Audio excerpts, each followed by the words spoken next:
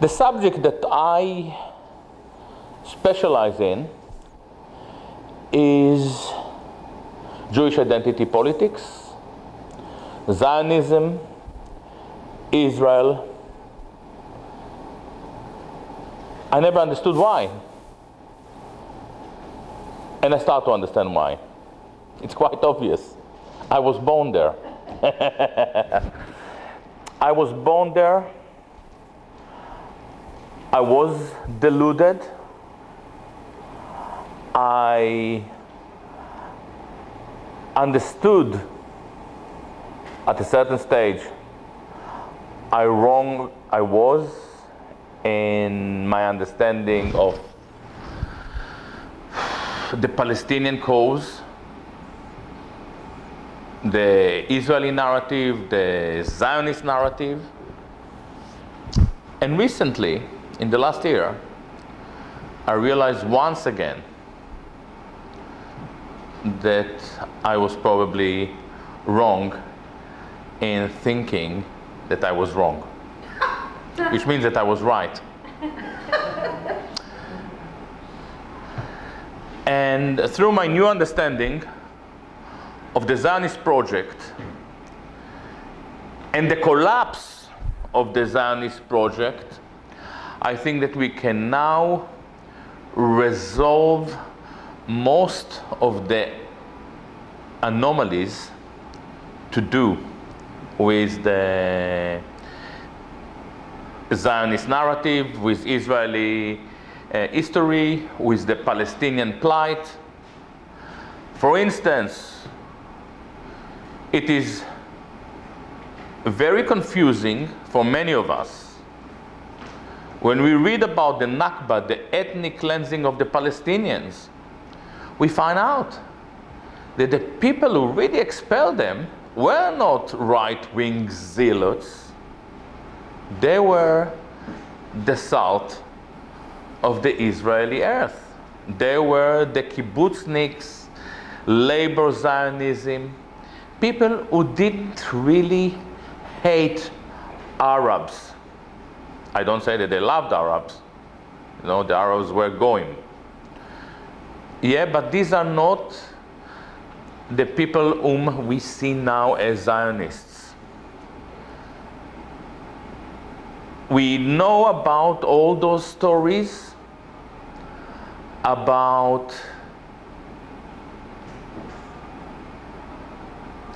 Holocaust survivors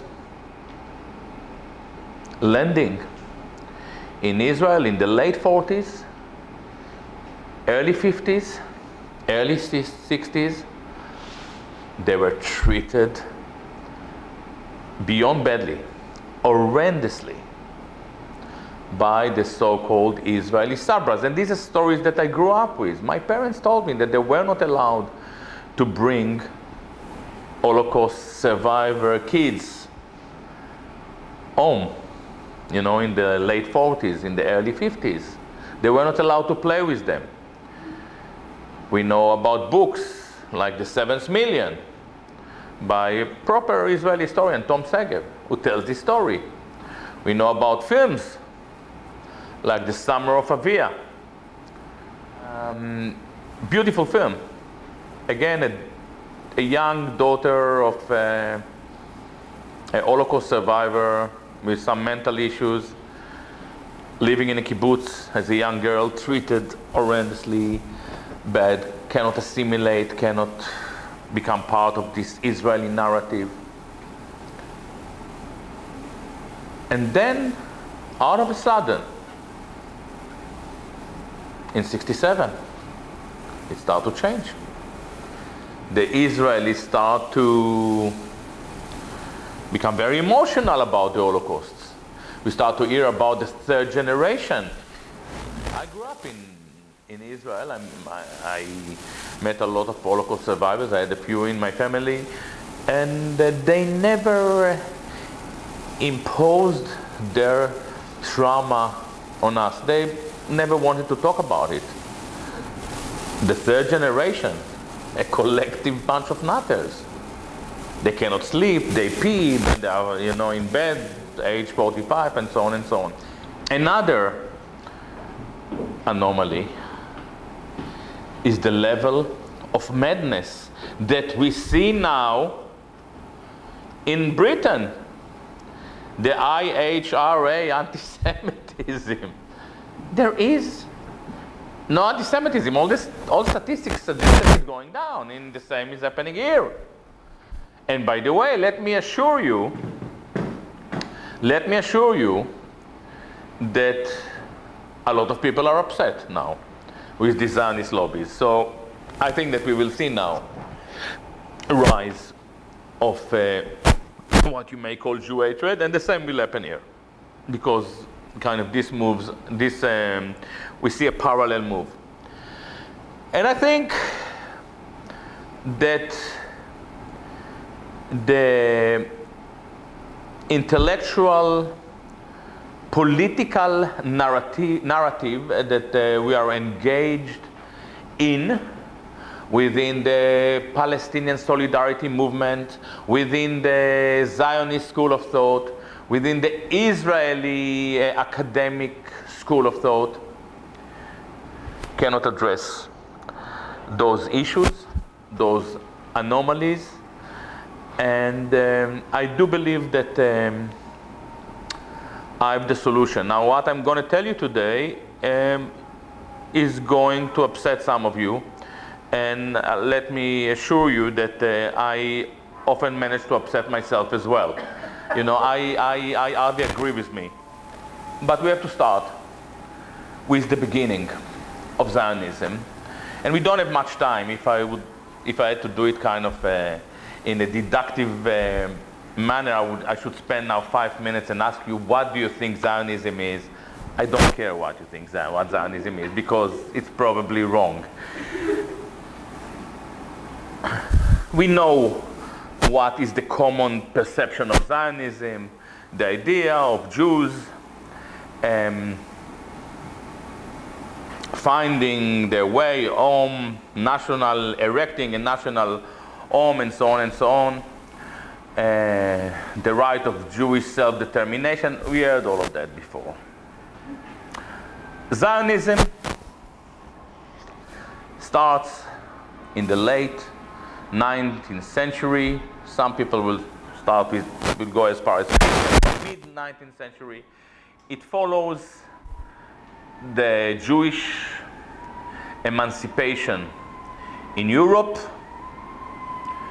Jews are, out of a sudden, completely out of the blue for many of them, are welcome to leave the ghetto and to redefine themselves. They can attend university, they can become doctors, they can engage in many professions that they were blocked from in the past.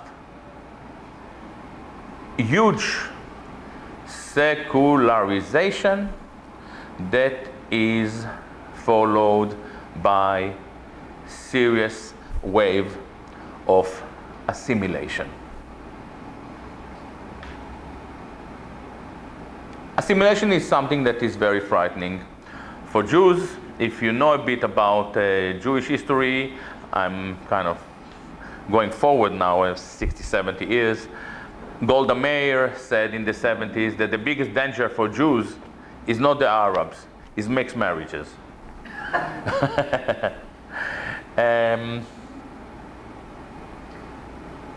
What she tried to say, you know, and she actually said, this is a quote, that assimilating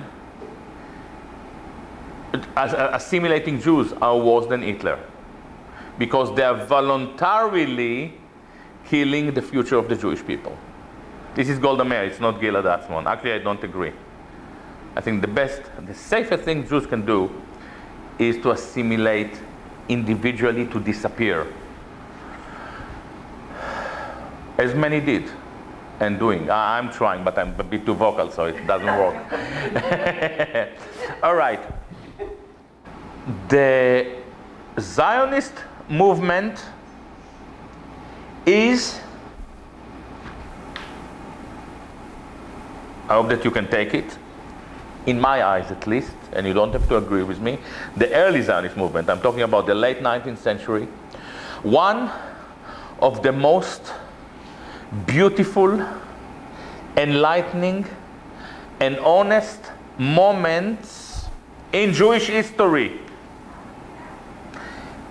In the late 19th century, some assimilated Jews, and the names that we usually come across are Herzl, I'm sure that you heard about Herzl, and Nordau, and many labor Zionists like Ber Katzenelson, Dov Borochov, Brenner.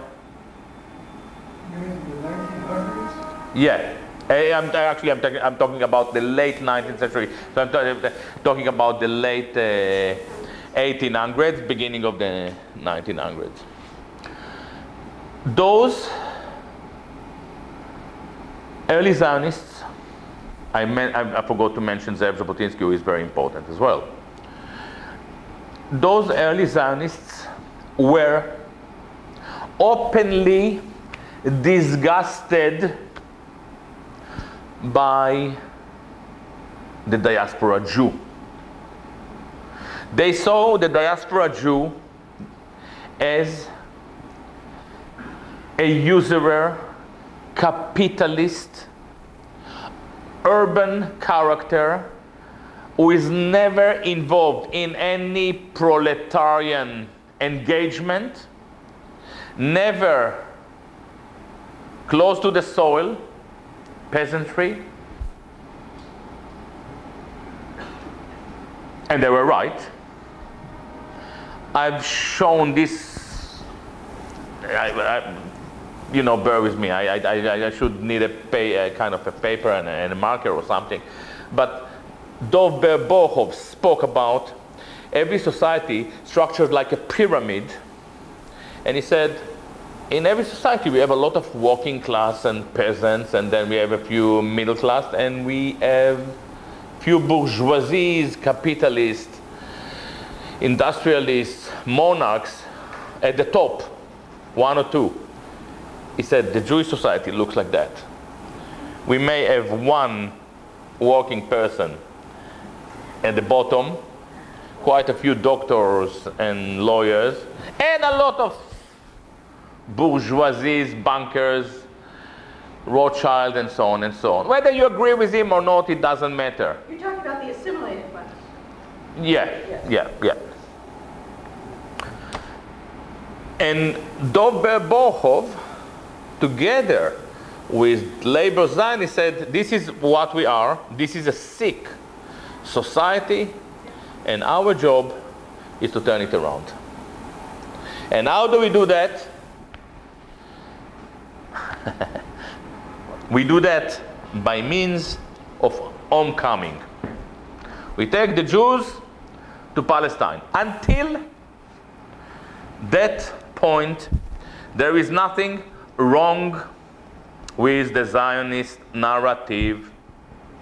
The diagnosis was perfect. The remedy, the course of action, proved to be a disaster. But it took some time to understand it. Why it was a disaster? Because Palestine wasn't exactly a free land. There were some people living there, and they were called Palestinians, and they were at large ignored by the left Zionist movement. And this is very interesting. The one who didn't ignore the Palestinians was actually Zev Jabotinsky, the right-wing lunatic who was inspired by Mussolini, and some would even say by Hitler. He was openly fascist. And he was actually very respectful towards the Palestinians, towards the Arabs. He said, these are people with culture, with history, with dignity. And rather than ignoring them, we have to fight them.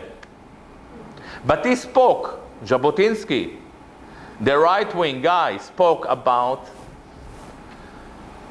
Arabic being in equal status to Hebrew, that all the streets will be national state. But he said, but we have to be firm. And we have to make sure that we are the majority on the land. Okay?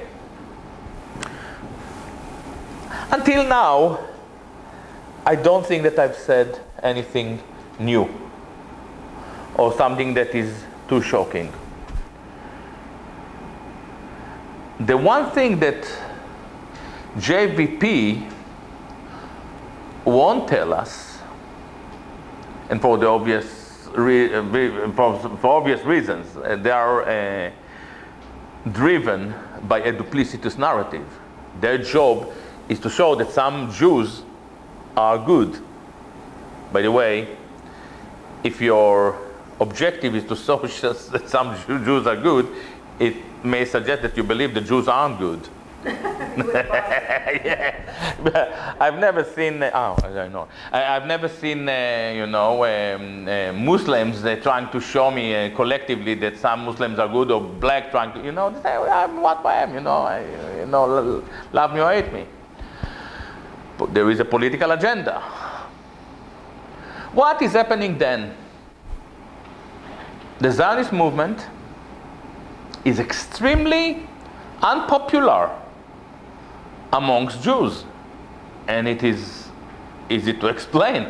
It is an I'm still in the beginning of the 19th century. It is very easy to explain because it is an anti-Semitic movement. It is a movement that defines Israel, immigration to Israel, as aliyah, ascending, leaving the Zionist project, migration out of Israel is called yerida, descending.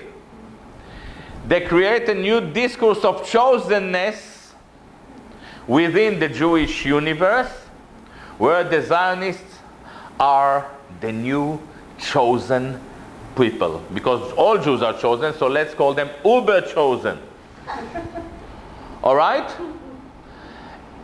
And they believe in it.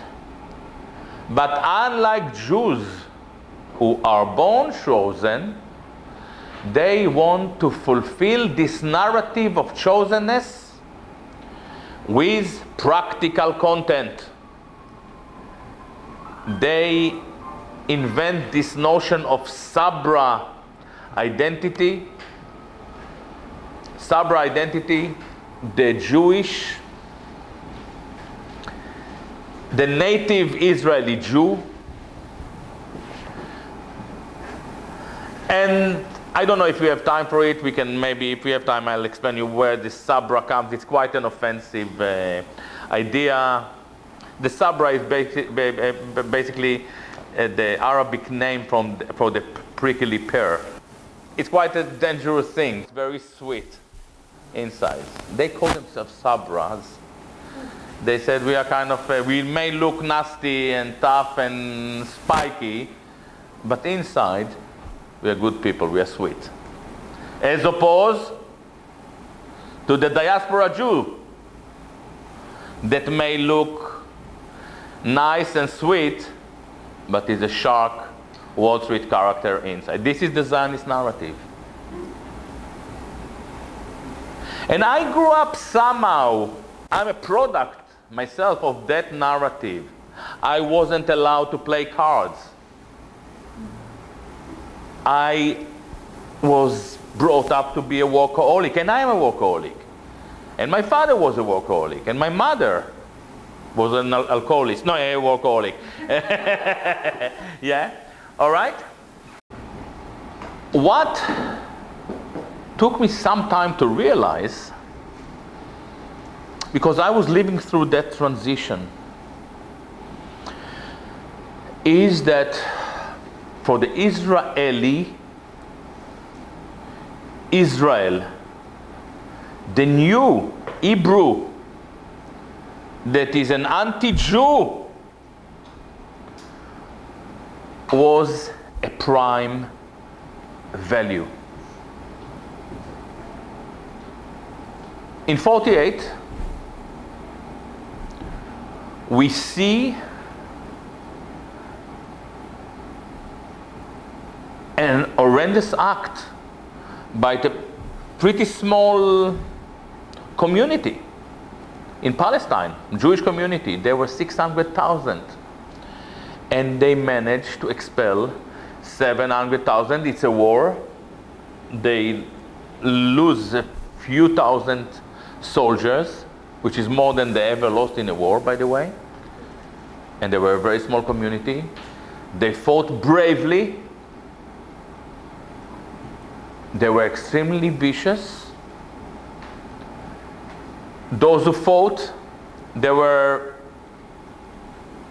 dozens of massacres, were all conducted by those Israeli left laborers who were in kibbutzim. There was one massacre that was conducted by the right-wing paramilitary organization, by the Irgun, the Deir Yassin massacre, and this is the only massacre that we know about. But this was just one amongst many, I think between 60 or 70 massacres. Is that why we know about it? Is that why you think we know about it? Because of... Yeah, for sure. This is not a secret. They used this massacre in order to marginalize or dehumanize the right. And we still don't understand how did it happen. How those Israeli leftists managed to commit such a crime just 3 years after the liberation of Auschwitz. We will get back to it in a second. In order to understand it, we have to proceed in time. This is 48. 67. Another significant moment in Jewish history.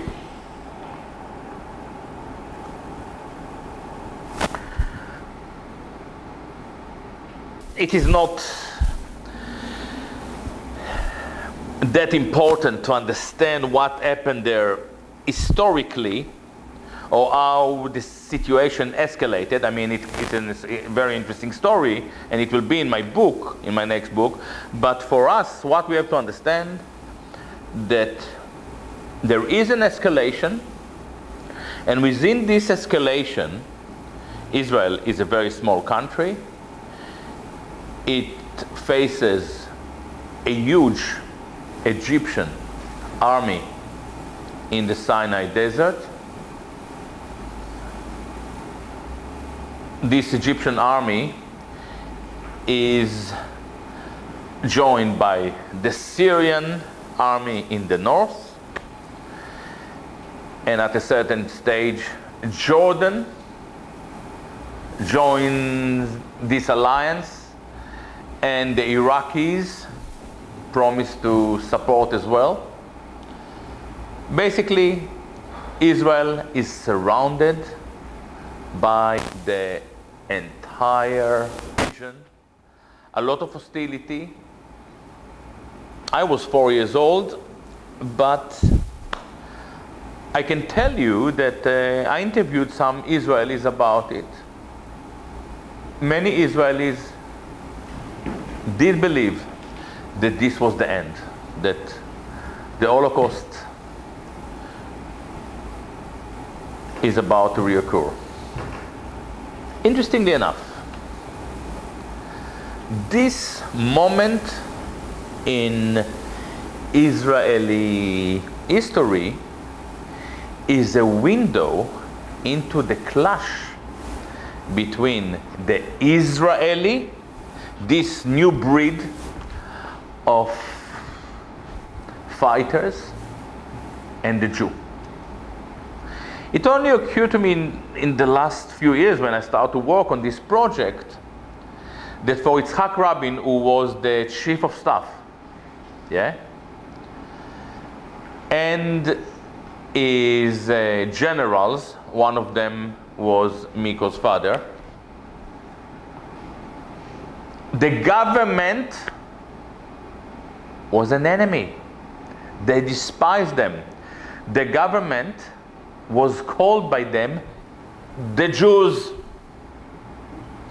So Yitzhak Rabin would tell Ezer Weizmann, who later became the president, who was his deputy, you go to talk to the Jews. I mean the Israeli government. Yeah, the Israeli government. They were the Jews. Why they were the Jews?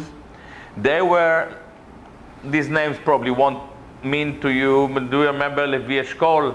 And yeah, all right, some of you, the older guys here, may remember Levi Eshkol. The entire labor leadership were diaspora Jews who were born in Poland largely, some of them Russia, immigrated to Israel, but the Israeli military these years are all young Israeli born. They are the Sabras, and they want to fight. They know that they can win the war, and by the way, they were right. There is a huge tension in the Israeli society. There is 1 month of waiting between, I think, mid-May to 5th of June, of growing escalation. As the situation evolves, the Israeli government, the Jews, becoming more and more timid and anxious. The Israeli military becoming more belligerent and hawkish. They want war. And by the way, it is very easy to explain why they wanted war. The Israeli doctrine at the time is blitzkrieg. The blitzkrieg, the Israeli military adopted the German blitzkrieg. And for the obvious reasons. Israel was a small territory. The assumption was that Israel cannot afford to handle a war on its own territory. The whole idea is that as soon as we are getting into an escalation, we launch a preemptive attack, we fight on enemy territory.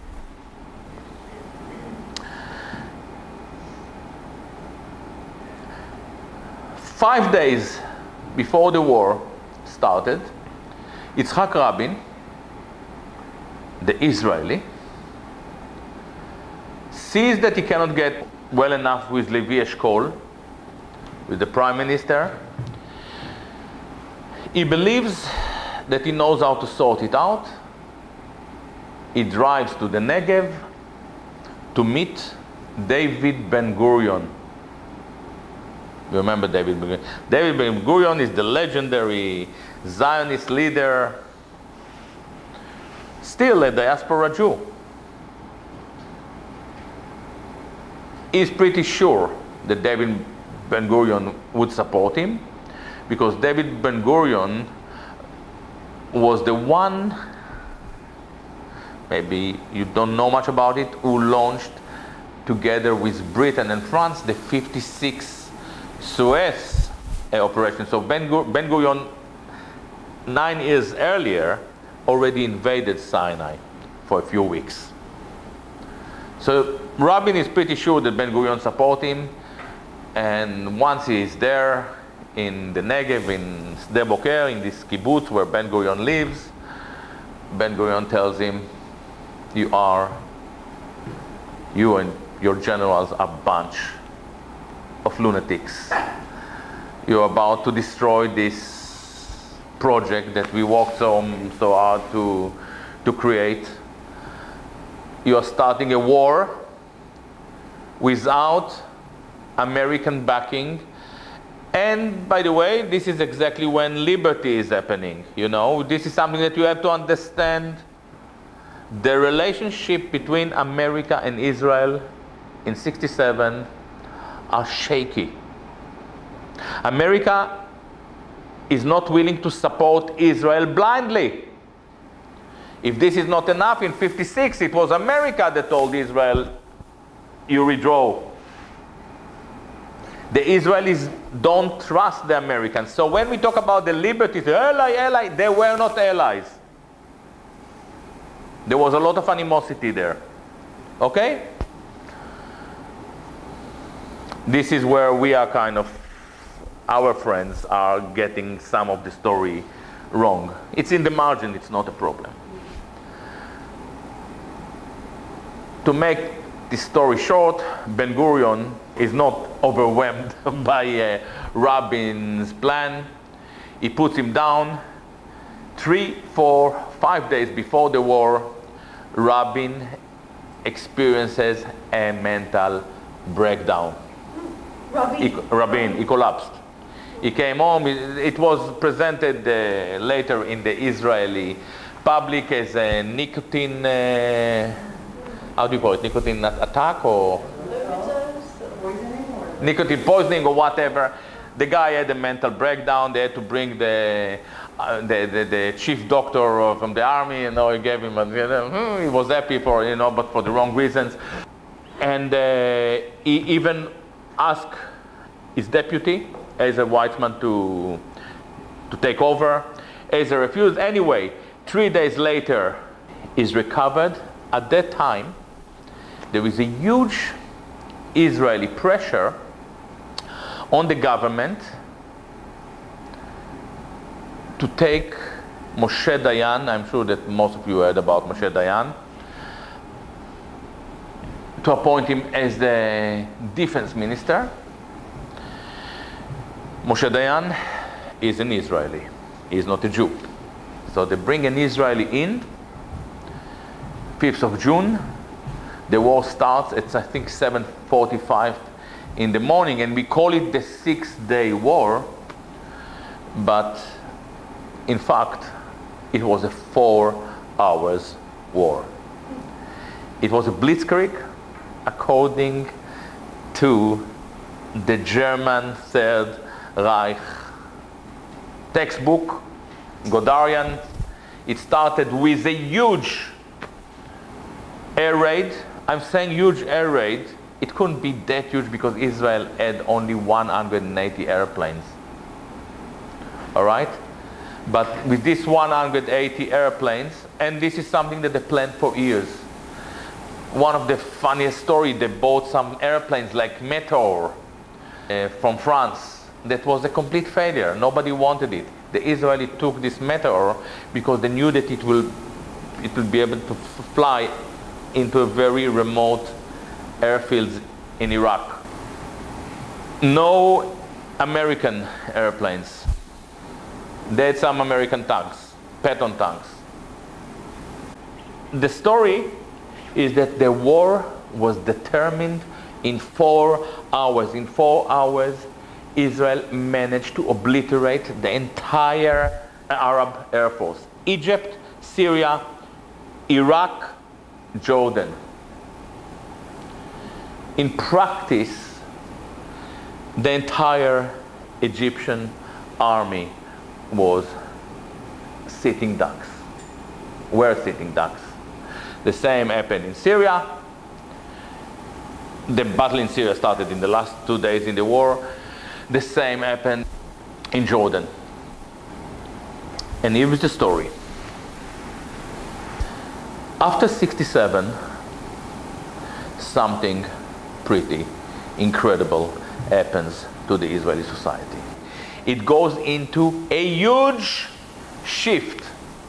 And in this huge shift, Israel stopped being the state of the new Hebrews and shifts into a Jewish state.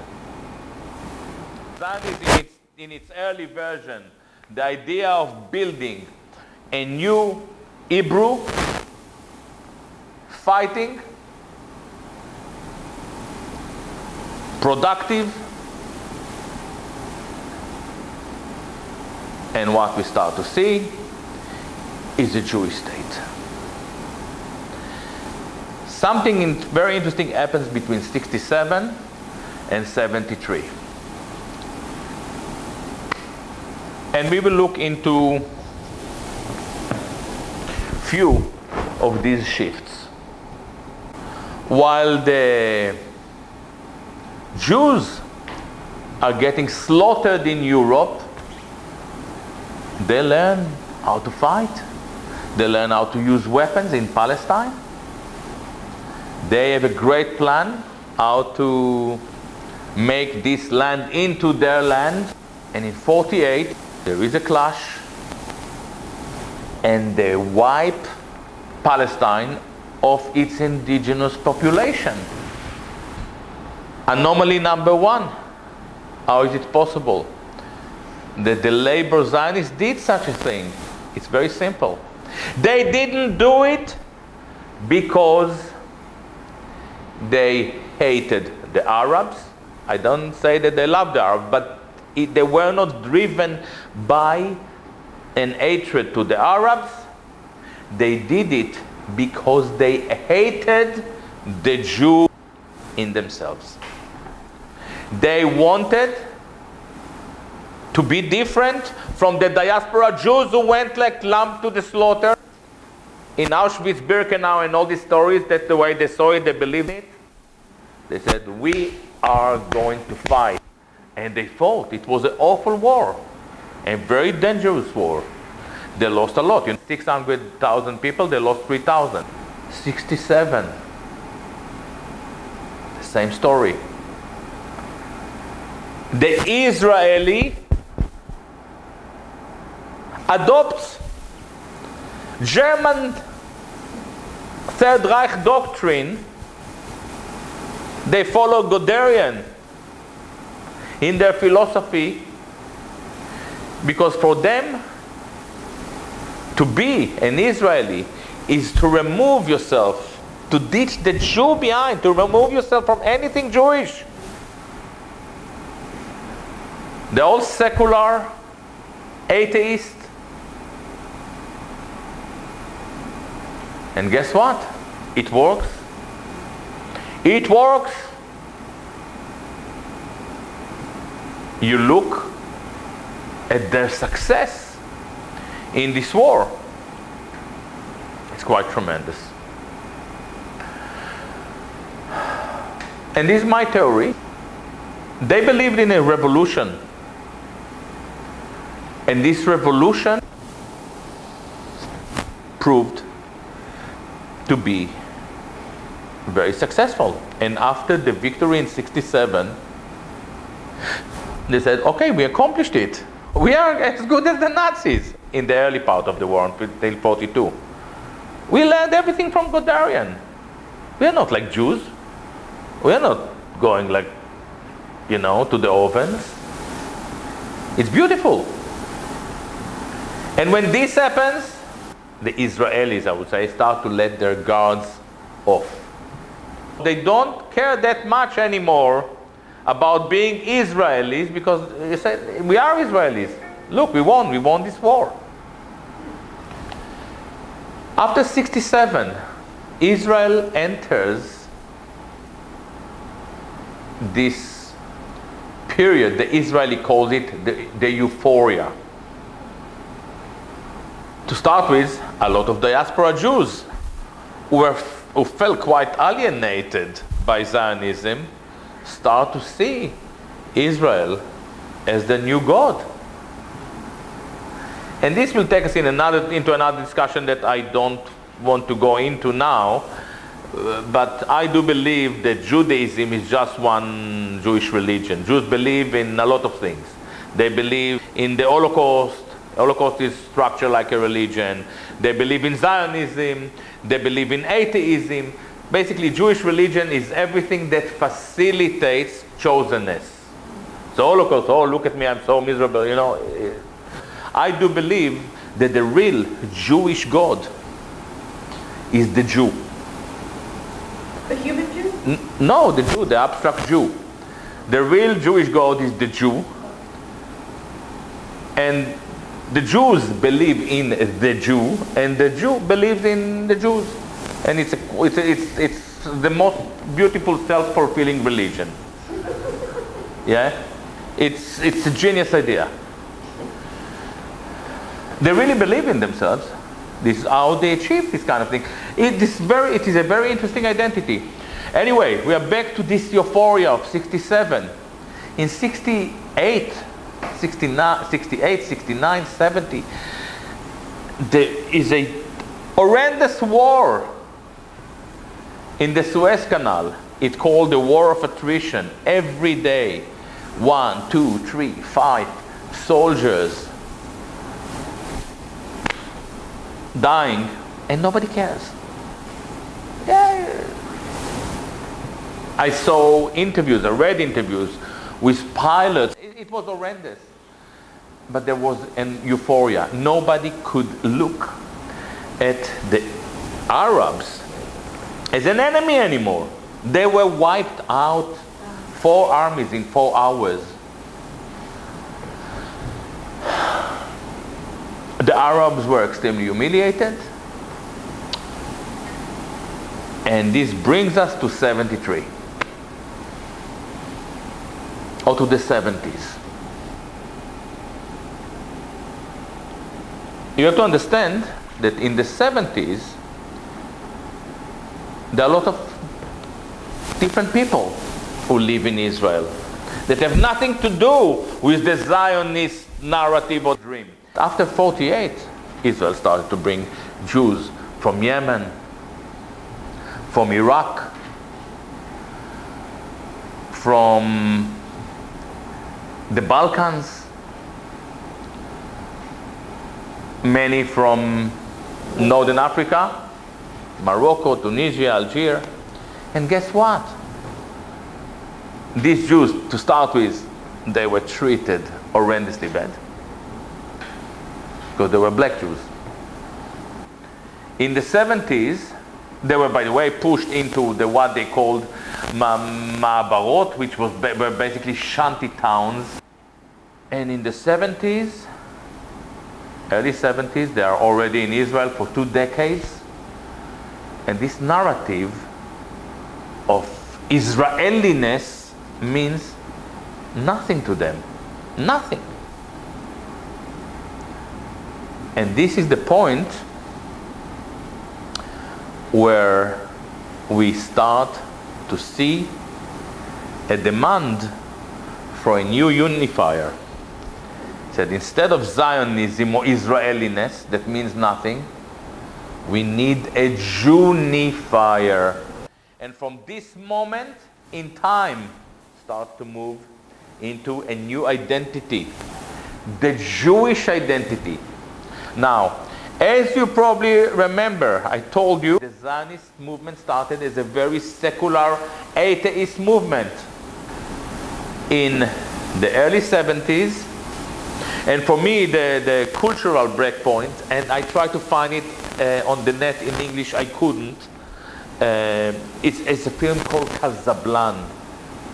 Casablanca was a film that every Israeli watched. Casablanca, like Casablanca, yeah? Casablanca. By the way, Menachem Golan was the director. Menachem Golan is a very... Rings a bell, Menachem Golan? Huh? Golan Globus. Yeah, they were very famous in America in the 80s. They had the Canon film. They were really big, and then they had a bankruptcy. A very interesting character. And there is actually good... Remember this name. Look for him on the net. Menachem Golan directed this film called Casablanca. Casablanca was a gangster, but a nice gangster. He was a Moroccan Jew, I think, I think Moroccan Jew. And he has a gang of Arab Jews. And he falls in love with a white, I think, Polish girl. Even if you don't understand the language, so it's how they dance, and he comes in the morning at 6 o'clock in the morning to wake her up, and the parents coming out, and you know the father is Polish, and what are you doing here? My daughter is not for you, and you know. And the next thing that we see is a big kind of euphoric moment in the market of Jaffa. And the song is, it starts with kind of a row, a fight between two people in the market. And then he said, why do we fight? And the song starts with something like, I'm from Tunisia, and I'm from Algeria, and I'm from Poland, and I'm from America, and I'm from... and then the chorus, we are all Jews. All right, and this is 72. Every Israeli sees it. And in 73, they get the hammer in the face. 73, 6th of October, the famous October War. And in this war, the Egyptians learned from the Russians. And as you remember, the Russian won the big war. Anyway, 6th of October is a moment, a very dramatic moment in Israeli society. The Egyptian and the Syrians start a huge attack. The Israeli forces in the borders are wiped out. And theoretically speaking, there are no soldiers between the Suez Canal and Tel Aviv. There is no one that could stop the Egyptians if they decide to drive forward.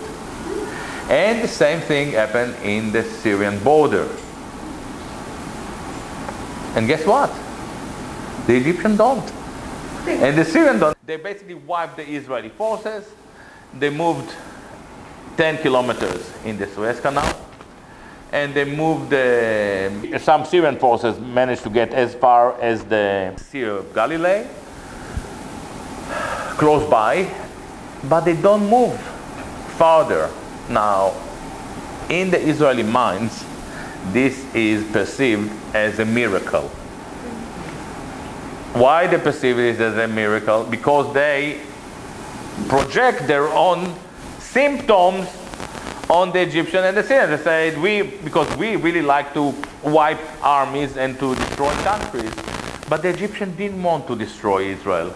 They just want to open a channel for negotiation. He wanted to show the Israelis that they can be defeated. And if we would be clever enough, he would basically sort out a deal, because Israel would be ready. The war started on the 6th. On the 8th, there was a counterattack, Israeli counterattack in Sinai.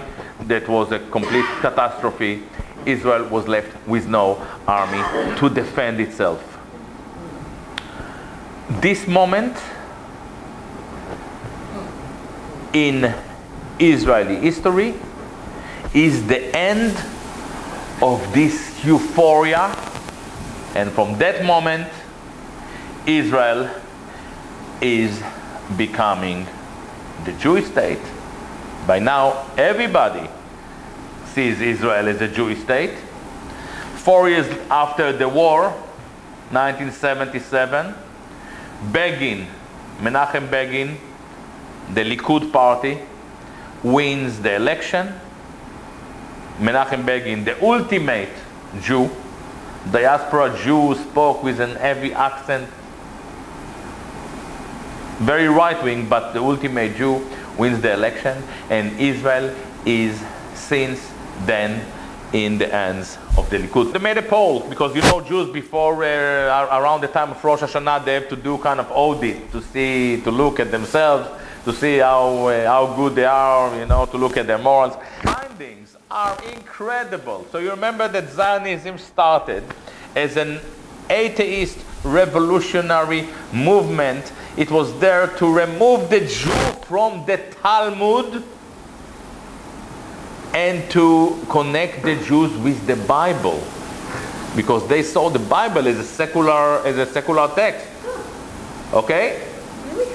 Yeah, Jews, Rabbinical Jews, they don't follow the Torah, they follow the Talmud, the book, their laws. Israel, Zionism, was the concept of making the Bible into a land registry and to make God into an estate agent. All right? But the approach was secular. According to Haaretz poll, and it will be tomorrow on my site, so in case you don't find it on Haaretz, but you can see I'm reading it from the poll. Do you believe in God?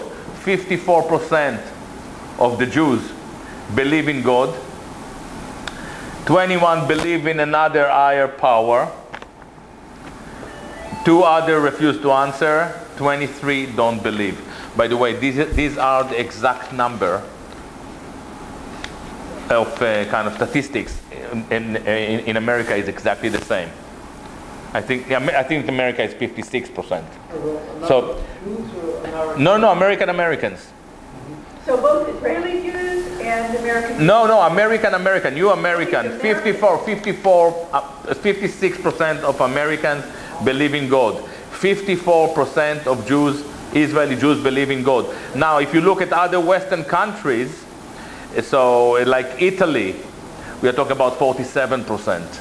All right? France, you know that the numbers are dropping substantially. Now, Zionism promised to make Jews people like all other people, to obliterate chosenness. But 100 years later, 56% of the Jews in Israel believe that they are chosen. Among these 56%, it's very interesting, 79% are right-wing, which is understandable. 41% are center. And 30%, 1/3, are left. Do you believe that our right to Israel stems from a divine promise? 51%. What is amazing about Haaretz is that when they looked into the numbers of Jews who adhered to Judaism, they found out that within youngsters, it's something like, I have the numbers here actually, that their grandfathers, amongst their grandfathers, something like 20% follow Sabbath rules or observe the Sabbath. When it comes to youngsters, 18 to 24, it comes to 60%. 60.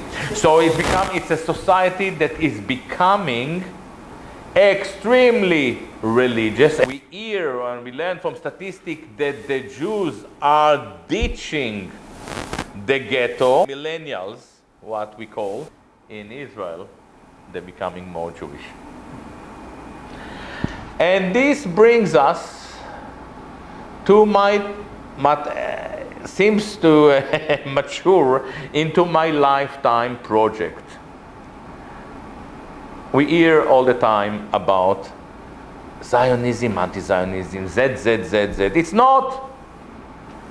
Israel is not a Zionist project. It is a Jewish project.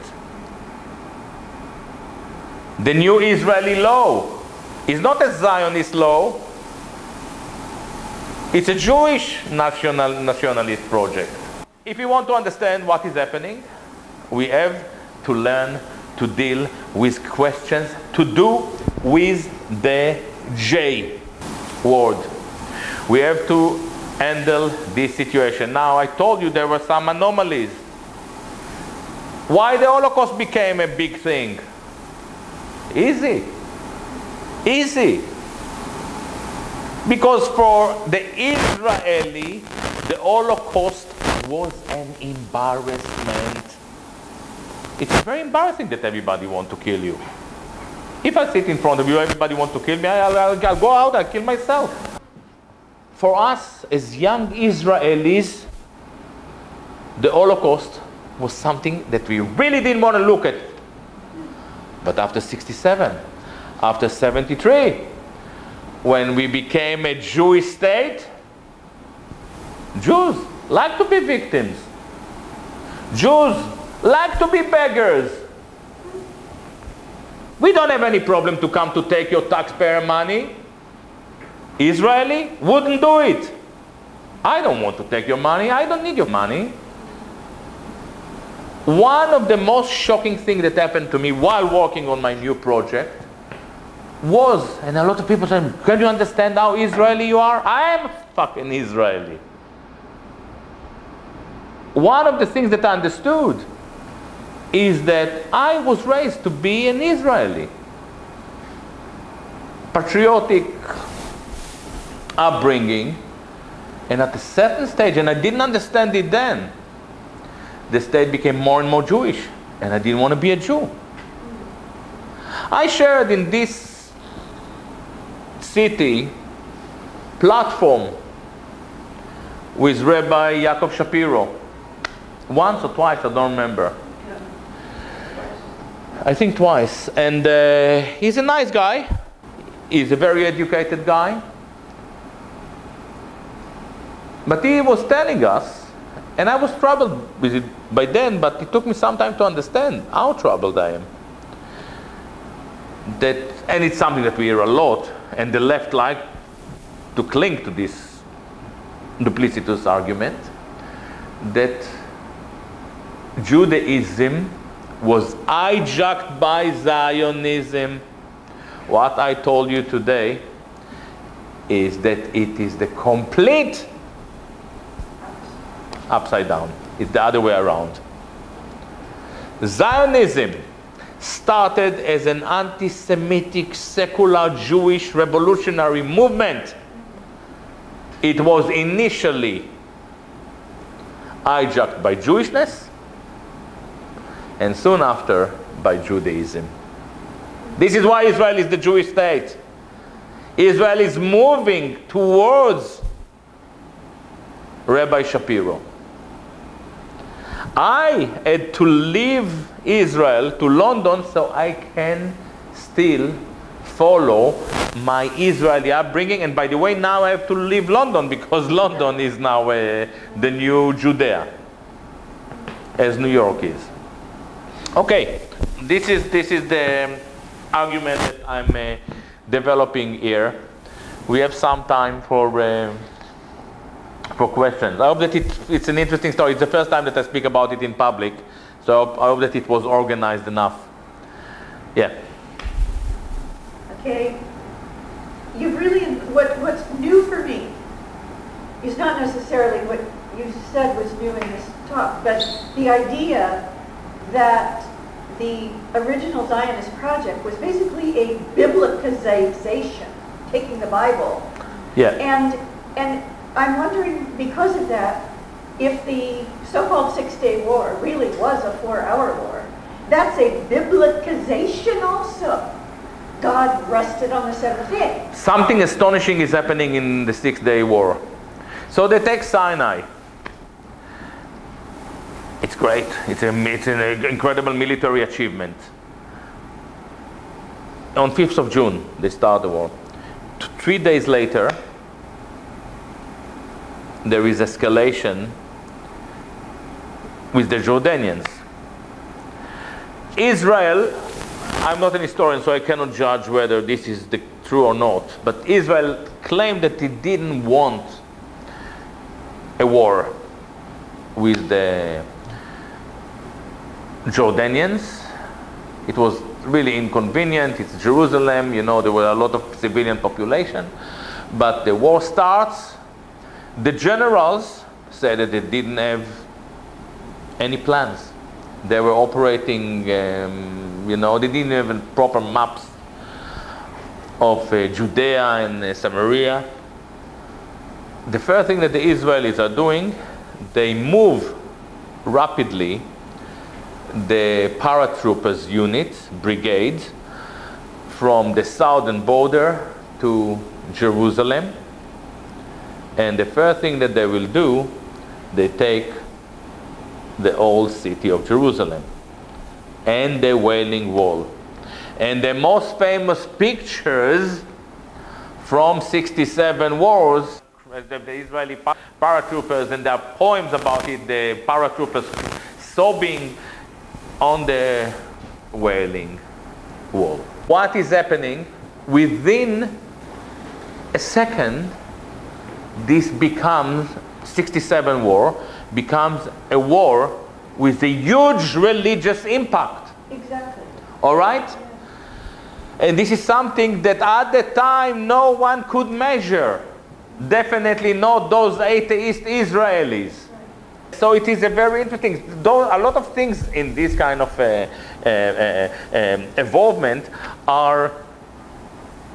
cannot be assessed or measured by the prime actors who take part in those events. But definitely 67, this huge military victory, was seen by Jews around the world as a mythic power. The Jews started to believe that in their own omnipotence, divinity, or divinity, all right? So my point is that's connected to the 6 days, not the 4 hours. The biblicization of the narrative and turning it into a religious narrative is there is a truth, yeah, for sure. Yeah. Nobody sees it as a 4 days war. You know, I really pushed it there. Secular. Yeah. There is a beginning. This is why I took 70 years of the Israeli society. I spoke about 48, 67, 73, 77. That's it. I talk about these significant events that have huge, a tremendous impact on the intellectual, spiritual identification of the Israeli Jews as well as world Jewry. So there's an increase in immigration into Israel after 67. There was already, you have to understand, in 48 I think that we are talking about 650,000 Jews. I think that in 67 we are already talking about 2.5 million Jews. All right, so there is already a huge huge waves of immigration in these 19 years, and many of them are forced immigration of Arab Jews. So for instance, in Iraq, Israeli Mossad put bombs in, we spoke I think about Nahum Giladi, Naim Giladi, that put bombs in synagogues in order to push the Jews to immigrate to Israel. So, and obviously a lot of Jews coming from Europe after the war. And by the way, these Jews were kind of Holocaust survivors and refugees, also part of the Zionist narrative.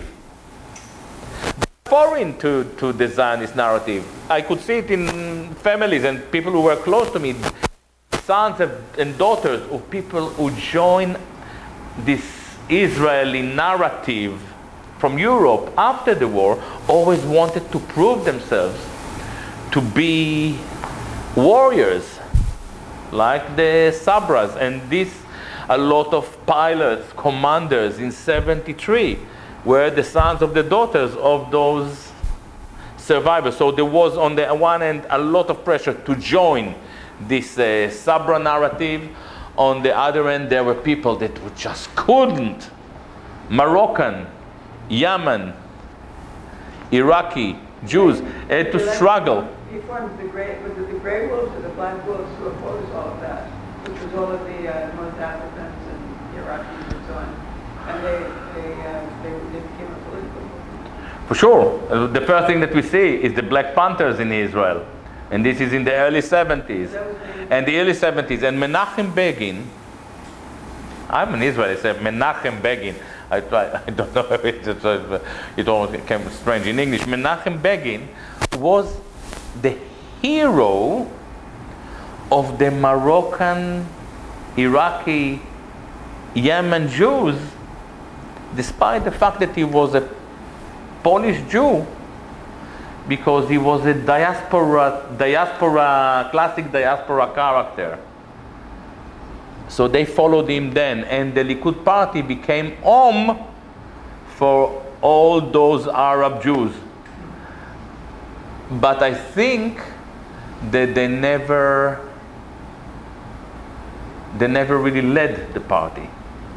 All right, so we had David Levy was Menachem Begin foreign minister. He was a Moroccan Jew. By the way, interestingly enough, the Israeli army was led by Iraqi Jews, in *73. One of the biggest heroes of the war was at the time Lieutenant Avigdor Kalani, a Yemenite Jew. So actually there was way more integration in the Israeli army than in Israeli politics. One more question. Can you explain liberty as far as motivation, what they were doing? You're saying they're not really that much of an ally of the United States at that point, but they take extremely unbelievable action. And then Lyndon Johnson, which I think they must have had some kind of power over him, because his actions are not, explainable otherwise. Okay, so maybe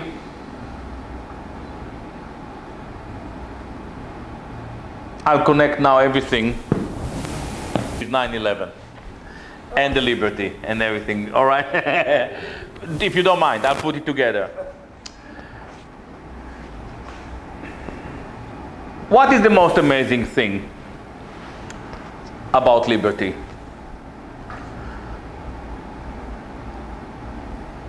For me, maybe for you as well, is the fact that I didn't know about it.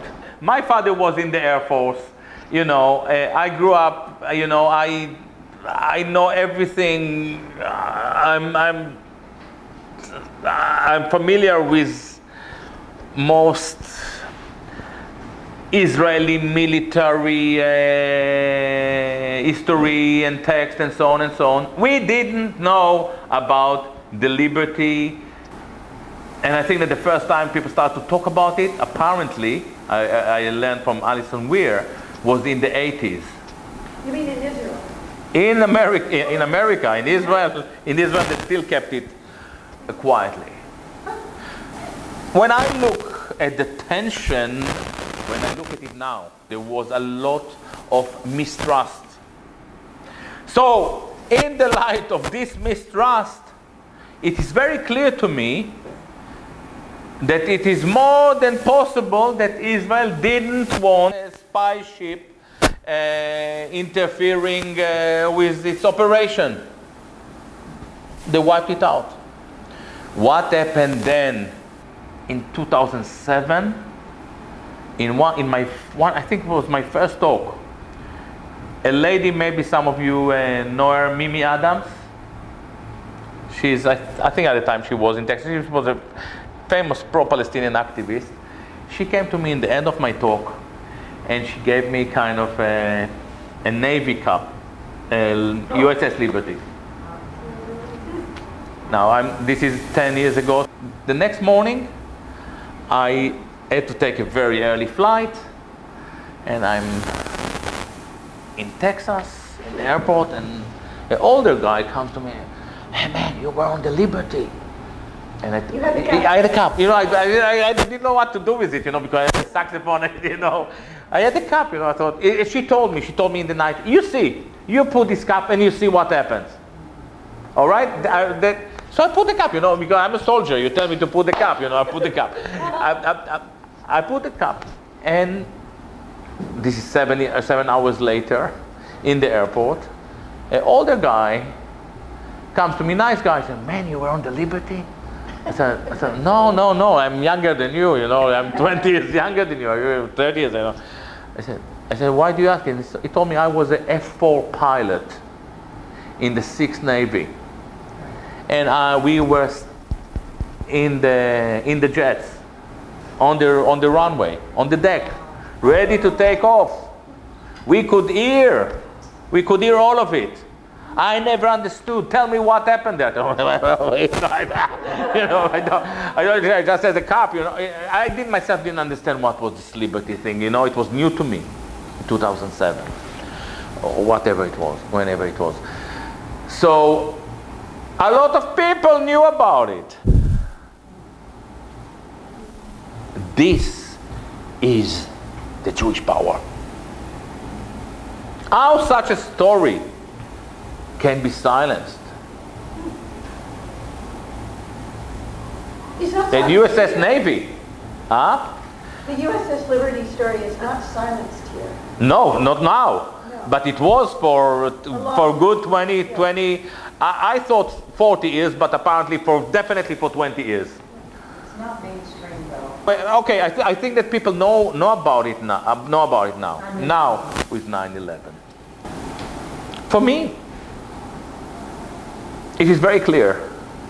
Within this movement, you fight. There were airplanes. No, there were drones. No, there were high-velocity energy weapons. You know, I stay away. But there are a few things that we all agree about. Since this war, since this event, America launched so many criminal wars for Israel. America lost its primacy in the region completely, wiped out. This is where we have to start. Let's assume that Israel has nothing to do with it. How is it possible that Israel still was so efficient on capitalizing and exploiting the event without anyone trying to stop it? So my feeling is that this all truth movement is engaged in a battle that really misses the point. What's the point? The point is Bolton expelled from Washington the Palestinians for taking Israel to the Hague. The point that Bolton for Israel behaved in the name of the American administration as a gangster. What kind of people, how do we call people who threaten judges and courts? In Italy, you call them the mafia. In America, you call them the mob. In Britain, we call them organized crime. How did it happen to America that as a state you start to behave like the mob? And for who? We sacrificed everything. Okay, but You spoke about mistrust. How do you feel about that today? You spoke about mistrust in '67. Between America and Israel? Right. Okay. I will answer it in a second. Mistrust, yeah. Yeah, Gilad, thank you for the presentation. I just wanted to focus on the fact that I think Israel's policies, its institutions are quite strong in the fact that they're able to manipulate U.S. policy that's been going on for the last century, since at least since World War I. For sure. JFK's opposition to Israeli nuclear development.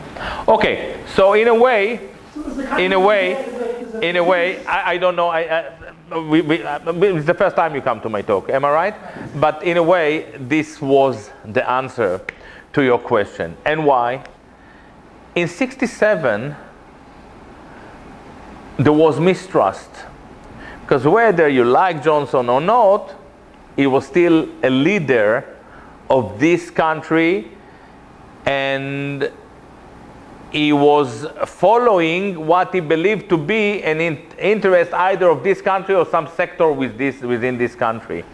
Now, we cannot talk about mistrust between Israel and America because we are just a colony of Israel.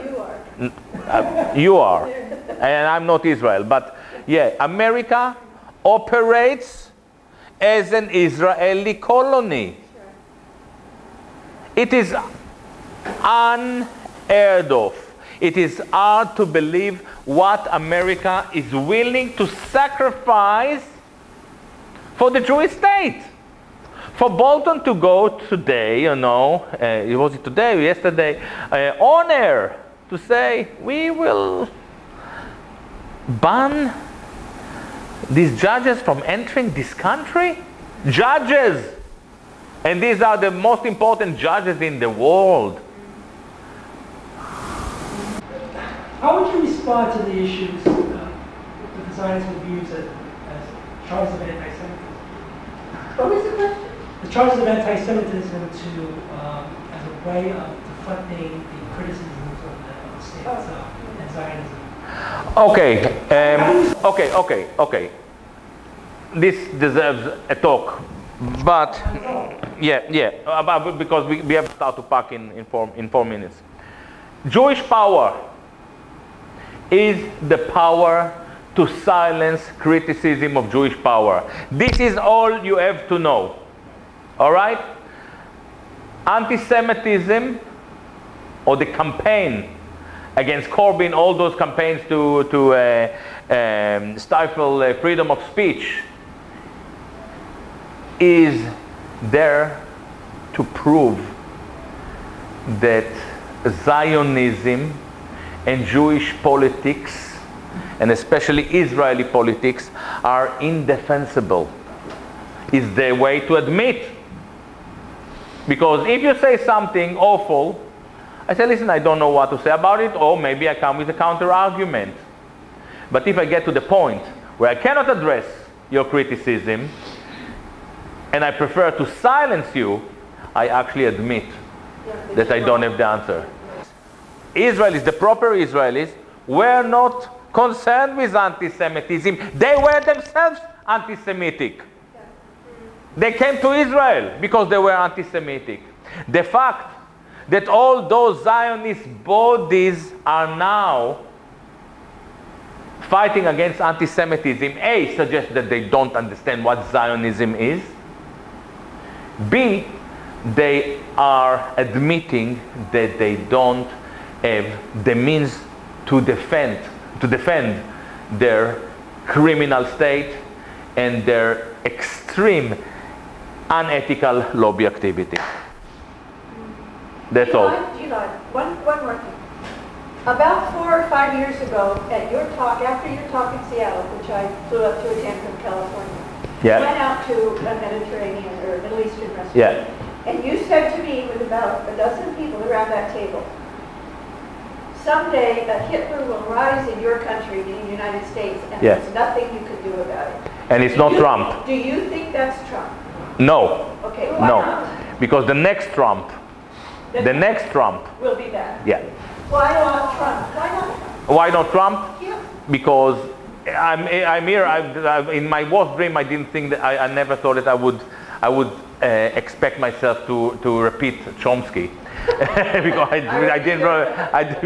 But Chomsky was asked the same question. He is not an ideological person. He is not committed to the people. All those things that can be attributed to Hitler has nothing to do with him. He is an opportunist. He's very gifted. He's very gifted on some bizarre fields that nobody is managed to articulate yet what they are. But the fact that it's clear fact that he won the election. Yeah, he won the election. He won his party. He won the. So there is gift there, but there is nothing about him that resembles Hitler. But a clever person who looks at Trump victory can identify that the American people won't change, that the American people are tired of liberal, progressive, identitarian, divisive nonsense. A clever Trump would identify that Trump won the election because he was dog whistling against the Fed and against Wall Street. And the person with principle that will follow this narrative will be your new Hitler. And by the way, is not necessarily have to be racist. I hope that he won't. If Hitler would move away from this racism, by the way, a lot of people who supported Hitler, the proper German intellectuals, were really upset by Hitler racism. He said, why do we need this racism? Why can't we even oppose the Jews on political ground? Why do we have to oppose it racially? Yeah, so I hope that this guy will just take the good aspects of Hitler. For instance, will build your motorways. Yeah, right. All right, you need some infrastructure. But this is I definitely think, by the way, we will see rise now. If Corbyn is not winning in Britain, we will see a very strong character. And it's always left mistakes that brings the counter right wing. We have to stop, but we will go somewhere, okay? So because we have to clear the room. Well, I'm going to ask anyway. All right. In this current culture, which the Jews have created over decades, when anybody, for any reason at all, can be called anti-Semitic, what has the accused to do? We have a total Stasi environment. I've had people on my block tell me that they're going to call Homeland Security on me. You know, it's a total Nazi environment, total. For sure. Listen. America is a very Nazi place at the moment. To come here now feels to me like coming to a very dark place. So I think things are going to change. Very important thing that I didn't mention, and this is probably the way to end it. Some people do believe that essentially we people are free entities. And if we are free entities, something that is happening now is really disturbing, and we will move together again, they will gravitate towards freedom. But if those people are wrong, and the natural state of us as human beings is tyrannical, living in tyrannical condition, and by the way, this is how we have been living as human beings since the beginning of humanity. So what you see in America, and in Britain, and in France, and in everywhere maybe except Iran, is coming home. And this is very frightening. All right? Anyway, I'll be happy to, if you want, thank you so much.